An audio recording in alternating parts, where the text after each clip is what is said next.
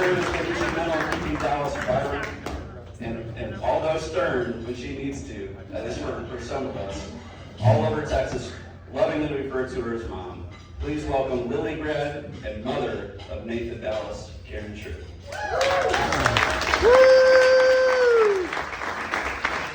Thank you. I'm going to tell you a true story. This is the story of a little boy who lost his father before he was 3. So he was raised by a single working mother with an older brother and an older sister. And they called him the golden child. Not because he was blind, but because he rarely got in trouble, or maybe he was just better at getting away with it than the others too. As a young man, he graduated from a preparatory high school in a class of 25. He tied in a 3-way tie for valedictorian. The other 2 were girls, and they had more A pluses. And that's how they decided on first place and second place. So Derek was given the 3rd place, valedictorian, but he participated in all of the varsity sports. So as a consolation, he received a scholarship for freshman tuition for a state school. I was happy to have that. That was a good thing. And he headed for Texas Tech. His grandmother had purchased a Texas Tomorrow Fund. And so that was used as well.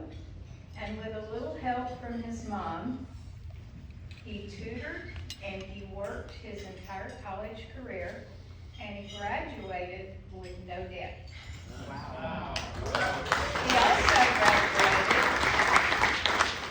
He also graduated with a 4.0, with a double major in business and marketing, and he was given the honor of carrying the flag for the Rawls School of Business at Texas Tech at his graduation in December of 2010.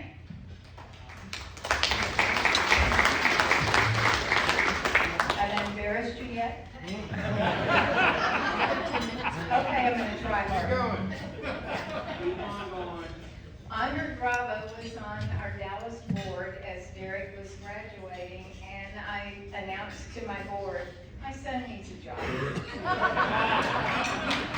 And Andre said, I think I might have something. And Derek went to work for the DI Center in March of 2011. He's still there.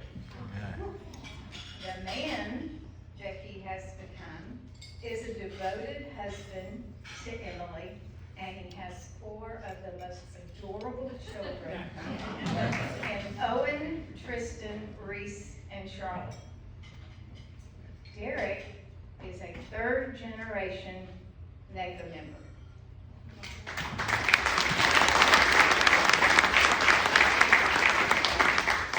He is NAIFA-Dallas's president-elect. He's going to be my boss next year.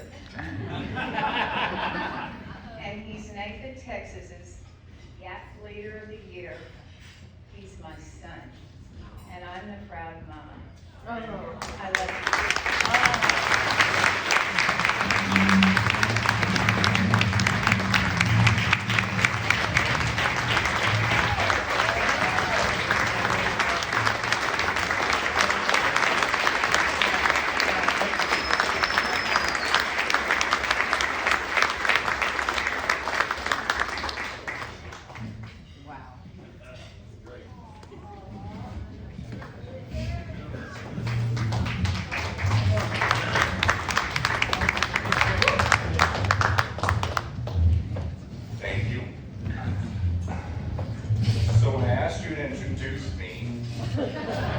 I'm hoping you just say, here he is, good job. That's going to be hard to top. So I'm here because of mom, I mean biology, so. But I am also here because of the man that she raised me to be, and I love you. Thank you.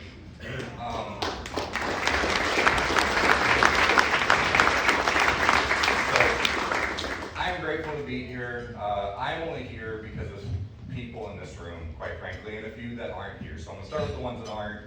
My wife Emily is at home taking care of our 4 hooligans, so she could not travel here. But without her willingness to stand beside me, to let me go, to let me be, there is no way I'd be in front of you today.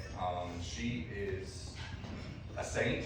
Her patience is something that I could only wish to try to mirror. And it's because of her that I'm able to be anywhere at all and be able to do the things that I am or able to do. So I'm grateful to her first and foremost. And I believe that NAIFA is, which is not a surprise, built on servant leadership. I believe that actually for me comes from my faith. It comes from what I believe we are meant to be here to do. And NAIFA, I think, is just very easy in that we are meant to be servants. We are meant to help others. We are meant to look to others. And so I'm up here because of what so many of you have given to me. And so I just want to take a quick minute to thank those. And I'm going to miss some folks, but all the people who have poured into me in some way, shape, or form over the last almost 14 years. Andragrava sold me on an opportunity. He's a pretty good salesperson. 14 years ago, and has been giving to me ever since. I am up here because of what he has done and what he has given, and the impact he has had on me as well as many other people. So I'm also grateful to Jim Coyle and Mike Evans, business partners there at the DI Center, what they have done for me. I asked so many questions in the beginning, so very many questions, and Jim especially sat there and explained to me like I was a 2-year-old and just gave it to me straight and has always been so patient. I'm grateful to them. I'm also grateful to many people in this room. Like I said, I'm gonna miss some of you, but folks like Karen Easterling, who continued to call me and talk to me about Lily when I had no idea what it was and what it could be. Folks like Danny O'Connell and Randy Robertson and Jason Talley and Joey Ussery. Folks who I was probably not really able to give them anything early on. Jim Thompson, Holly Andy Donahue, folks that Rick Demko, Michelle, Lel, so many people around this room have